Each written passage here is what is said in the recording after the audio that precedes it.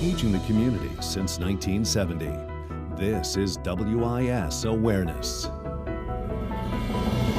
Good morning and thank you for joining us for Awareness. I'm your host, Megan Norman. 57 women were murdered by men in South Carolina in 2013. That statistic puts our state at #1 in the country for the rate of women killed by men. Every year, the Violence Policy Center publishes a study with the most recent data ranking the states. For the last several years, South Carolina has fluctuated between the #1 and #2 spots. Across the country, more than 1,600 women were murdered by men in 2013. The most common weapon used was a gun. The study found 94% of women killed by men were murdered by someone they knew, and a vast majority of those victims were wives or girlfriends or significant others. The troubling data does not get any easier to accept year after year. So what are we not doing to change the culture of domestic violence in our state? Joining me now is Jenny Waller, Executive Director of Sexual Trauma Services of the Midlands. Thanks for being with us this morning. Good morning. Thank you for having me. When we keep hearing this #1 or #2, it really is very troubling. Yeah. What do you think is our roadblock to getting out of the top 10? You mentioned the cycle of violence in your introduction, and I think that we know that that is really where we are going to be key in preventing interpersonal violence, which is what we call domestic violence, in that it affects so many different types of relationships, not just domestic husband and wife relationships. So we're looking at doing prevention efforts in the schools with our youth at a very young age, 6th grade, even starting younger than that, looking at healthy relationships, boundary settings, gender stereotypes and media influences, the topics that in essence lead to a culture of violence and to repetition of the same abuses that children have seen in their own familial relationships. Why is it so important to start so early? 6th grade seems really young. We'd actually like to start earlier. We have an elementary school program and certainly would love to talk to our kids about issues happening at even a younger age. And the truth is, Megan, you know this, that children and individuals develop their cultural norms, their social norms, their interactions with other people at a very young age. And they do so based on what they're receiving from the community and from their family. So we have to get them young before it's instilled in them and they grow up to be adults that perpetuate the violence. And you mentioned the community and the importance of it. Interpersonal violence really is not just affecting the people involved. It really takes the community. Do you think the community is not doing enough? There is still a failure on behalf of the community at large to recognize the desperate need to have conversations with our children about violence, about bullying, and about the very essence of unhealthy relationships and how much that can impact your life for your entire life, and that unwillingness both through the faith-based community and also with our leadership, and a fear by parents to have those conversations being had with their children. Yeah, I mean, how do you start that conversation as a parent? And we do. So on our website, we have a lot of advice as to how parents can talk to their children about this. The thing to keep in mind is that we often talk about domestic violence and sexual violence as being the scared topics, the topics we don't want to bring up, taboo, right? Yeah. But we talk to our children about violence all the time. They see it on TV. They're getting it from other sources. As parents don't, we want to be the source of that information and control how it's given to them and what information is provided. So we recommend that parents have those conversations early on because other people are having them, and it's not a topic, it's not about domestic violence, it's not about physical abuse, it's not about sexual assault, it's about violence in general, and the conversation is much easier than they think. And you are expanding your education outside the school system into the faith community coming up. Tell us a little bit about this new initiative. So we received a really wonderful support from the Lipscomb Family Foundation to do direct work with the faith-based community leaders to provide education on child sexual abuse as well as interpersonal violence and how to handle disclosures appropriately, because we know crisis intervention at an early age is very important. But the next step of being able to help their parishioners and other individuals in their communities to get the help that they need, and ultimately to talk to their communities about how our culture needs to look differently upon violence and relationships. Well, because some people think, well, maybe the church is the one-stop-fits-all solution, but there is professional help that sometimes is needed, is essential in some of these cases. Absolutely, and certainly never to undermine the importance of the influence in someone's life. That's a very important component, which is why we're so excited to be working with leaders from that community so that we can have a twofold approach in how we're working with both survivors of interpersonal violence and sexual violence. And in your organization, you really do see the need for education and awareness in your community. Do you think it needs to go beyond some of the grassroots community efforts and it needs to happen at the State House, for example? Yes. So one of the things we do at STSM, at Sexual Trauma Services, is we look at both creating giving youth enough education so that we're actually changing the culture at their age group. But if you're changing how these children are thinking about their world and about violence in general, you've got to put them into a community and into a world that embraces that mindset. Well, adults, you and I grew up in the same culture. We believe the same thing about violence and are allowing the perpetration to continue. And that's all the way from the legislators at the State House to individuals in our school systems at the highest levels. And it's very important that we do adult education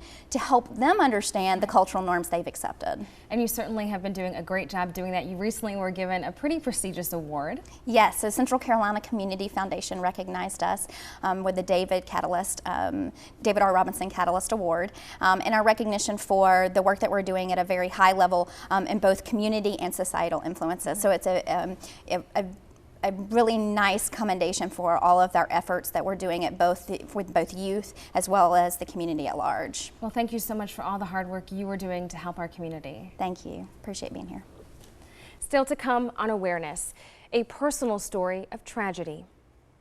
She was chased down by her ex-boyfriend, who then shot her twice and then killed himself. You know, it's one thing to lose a child to illness when you know what to expect and you know it's coming. It's another thing to get a knock on the door and it's the coroner. One mother still dealing with the after effects of domestic violence while trying to help others put a stop to the cycle of abuse. Welcome back to Awareness. A young life cut short by domestic violence. Asia Robinson was 23 years old when she was gunned down by an ex-boyfriend. He then turned the gun on himself. It happened in a parking lot in Columbia last year when Asia was on her way to work. Some telltale signs evident in the ex-boyfriend's behavior, but no one expected the tragic outcome. This past June marked 1 year since Lisa Robinson has been without her daughter, Asia. Thank you so much for being with us. Thank you for having me. I know this is still a very difficult, very fresh feeling that you're going through right now. It's been a little over a year. How are you doing? I think I'm getting better. I definitely was in a really bad place for the first year. Was hospitalized, went through a whole lot of self-harm kind of stuff because I wanted to be back with Asia, if that makes sense. But, you know, with a lot of intense therapy and just having the love of my family, although they're not here in South Carolina with me, I'm in contact with them constantly. So with all of that, it's a journey. Is this a day-by-day journey for you? Absolutely, absolutely. I mean, there are days where I wake up and I'm okay. I'm feeling okay, and then there are days where I wake up and the first thing on my mind, the moment I open my eyes, is Asia. And then I start going back, and although I wasn't present when she was murdered, I can envision everything. Right. So it's a process. Right. Well, take us back to the Asia you remembered. Tell our viewers what kind of person she was. She was love. That's the best way to describe Asia. She just absolutely was love. Silly, giggly, ultra not feminine. You'd look at her and you'd see this beautiful, just feminine woman, and then she'd turn around and start belching, and you know, it would be a contest where, you know, she'd be belching and she had definitely a trucker's mouth. You know, she'd be cursing with the best of them, but she just was love. She loved everyone around her. And her family especially. Absolutely, absolutely. I can recall when my youngest daughter was born, I actually was really sick afterward, and Asia was about 8 years old, and she actually stayed home from school for a month because I couldn't get up out of bed, and she would actually mothered my youngest daughter. She wanted to help you. And she was always her second mom. That's what we called her second mom, but she just lived for us. She's very kind. Tell me about Asia's relationships, the the most recent one, the last one she had? Well, actually, the person that took her life was a previous Her boyfriend. ex-boyfriend, right. That was her ex-boyfriend. She was very, very happy in her new relationship. Wonderful guy. Victor was a wonderful guy. And I think that Asia made a lot of decisions trying to ease that transition for Jeremy. I think she probably gave him a lot more attention that she should have. Right. So even though she had cut it off, she would still trying spend to time assuage with the him. situation. Okay. He would still spend time with the family. He was actually at our house all that week. He was at our house 2 days prior to the murder. He was at our house. He would sleep at our house. He would, Wow. He was And part of our family. What was his behavior like, especially the last few weeks and days prior to the murder? I didn't notice anything different, to be honest with you. He's never been around us. He's never been kind of vivacious person. He's always been very quiet, and I know that he has a different relationship with Asia, but around the family he would always be very quiet and very respectful and everything else. But wasn't there a time, maybe a day or two before the murder, where he got aggressive? Very much so. He showed up at a nightclub bar that Asia had gone to. That was, I believe, Wednesday. He was at the house Wednesday, and then she went out that night and he followed her there.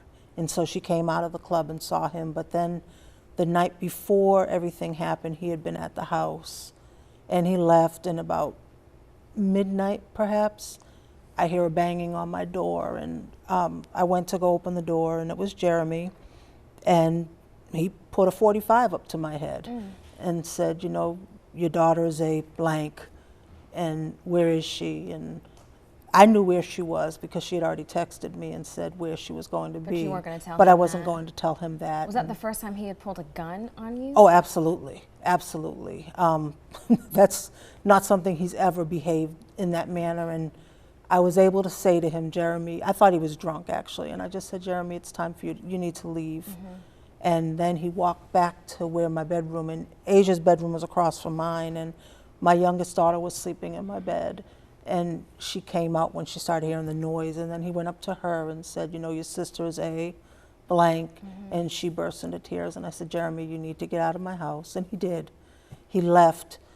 But we spent the night, myself, my niece that was visiting from Boston, my niece's friend at the time, we spent the night trying to find Asia, because although Trying I to knew warn where she her was. and let her know of his behavior. Exactly. I didn't know where he lived, so I couldn't go. I wanted to go pick her up because I just knew something was going to happen. And in the end, you knew that your daughter really just wanted to be happy. She wanted to find love. She wanted to just be in a place of calm and peace. Absolutely. She actually texted me about 20 minutes before her murder, and she was apologizing for all of the drama. And I was saying to her, baby, don't worry about it.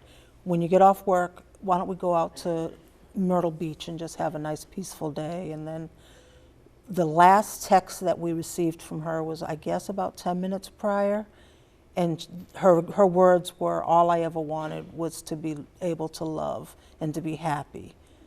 And I've always said since that, I think she knew what was going to happen, because all the texts that she sent were kind of in past tense. She was speaking in past tense. And that love that she wanted was taken from her. That peace was brutally taken. Yeah. And you yourself, you told me you came from a history of domestic violence. You were even trained as a counselor. You have a history in this. Absolutely. And Asia's got a history with it, with me. I used to bring her. I did a interview with NBC Nightly News, and Asia was present for that. I did a sit down with the former first wife, with Hillary Clinton, as well as Donna Shalala, who used to be in charge of the Department of Health and Human Services, and Asia was present for those as well. So even with the training and the background, and even her being in the situation, would you still say nothing prepared you for what happened, and you still never really saw that it could lead to this in Asia's relationship?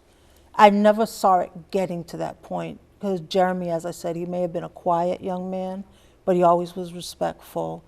I always suspected that there may have been some abuse, or that there may have been some kind of manipulations and behaviors that lead up to abuse, but Asia protected him all the way up to the last moment. She was still protecting him. Do you wish she hadn't? Absolutely, absolutely. I wish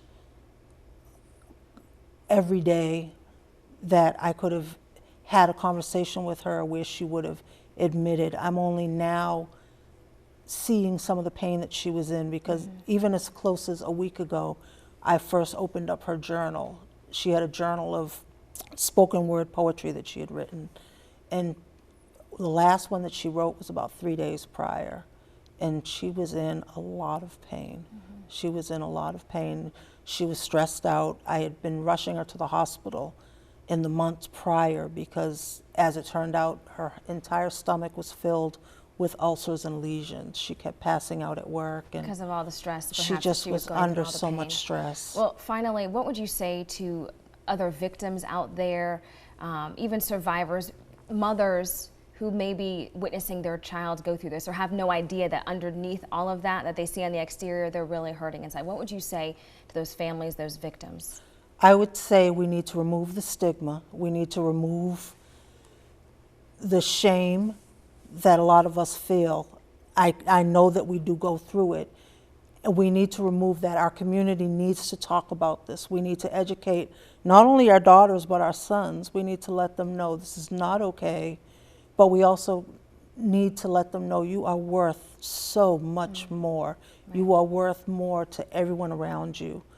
And just to really have that self-love. You don't realize that someone who can be as loving can have as little self-love, and to go through that. And I would just say, find somebody, find someone that you trust enough that you can say to them, please help me with this situation. Lisa Robinson, thank you so much for sharing your story with us. Thank you for having me. When awareness returns. The honeymoon stage always come in back and forth. There's the abuse, there's flowers, there's dinner, there's I love you. Pay attention to the signs. Become aware that is a part of the abuse. A poignant play with a message, how our next guest is looking to give women hope in the struggle.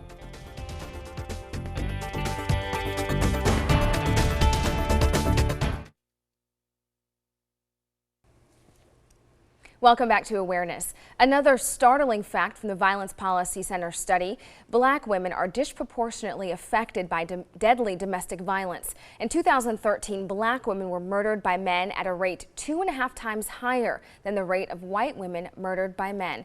The violence has to stop. Joining me now is Kawan Fitch, an actress, or producer I should say, and playwright, who has created a powerful message in her play, Hope in the Struggle, the Domestic Violence Edition. It is great to see you. Thank you for being with us this morning. Thank you for having me. I heard great reviews about the play. Tell us a little bit about it. Oh boy, that was such an awesome experience to have an opportunity to take the books and bring it live to stage and have so many people come up to me after and say how on point we were with what we put forward. It was really an opportunity to showcase and show different signs and opportunities to show different types of abuse. People were a little hesitant about coming. They didn't want to come to a play that was all about a woman being beat up. And we did not do that at all. There was definitely some men who were, we talked about men who were abused. We talked about verbal abuse. We talked about physical abuse. We talked about so many different other pieces and the hope in it. And we actually ended the show with a scene of young men talking about women in relationships. And a young man talking about the abuse that he witnessed between his mom and dad. So we really wanted to showcase a variety of different things in reference to domestic violence. Where did the inspiration come to have this play, this topic? This topic, well, I'm a survivor. My ex-husband did not physically touch me, but he was very psychologically and mentally abusive to me. And I think that before it gets physical, there's definitely some words that kind of happen. And when we shut the door on some things, we might not go a little, let it go a little further. And in working with women for the last 18 years in a variety of different avenues in terms of social services and my professional background, I really just wanted to have an opportunity to spotlight what is it that makes it okay for this person, what makes it okay for me to endure this abuse. Right, to tolerate it. To tolerate it. There's something that has to say that this behavior is okay for it to continue to go on. What is the hope you want to leave people with? The hope that I want to leave people with is, one, you can get out. You can get out, you can survive. Statistics say that a lot of women are killed actually when they do end relationships. We don't have a judicial system that really supports it. When I tried to get a restraining order before my husband and I actually physically separated, because that's when I knew that at that point it really could change, I was not able to do that. He had to leave and make really, really gruesome threats before anything was actually done. Yeah, wow. But the hope is that we can continue the conversation. The hope is that we cannot let 1 month out the year we spotlight women dying. Right, because clearly it happens all year round. It's affecting a lot of women. Absolutely, and if we don't keep the conversation going, we will not save lives. And one of the things that we also did in our show was that we spotlighted teen abuse. There are lots of young women who are starting out in situations and relationships that are not healthy for them. Right, right. And if they start early learning what is healthy, then hopefully the trajectory will be positive. That certainly is the goal. The goal is to save lives, and awareness saves lives. It does, and we thank you for all the work you're doing to spread awareness and education in the community. Thank you for being with us. Thank you for having me. Stay with us. We'll be right back with the final thought.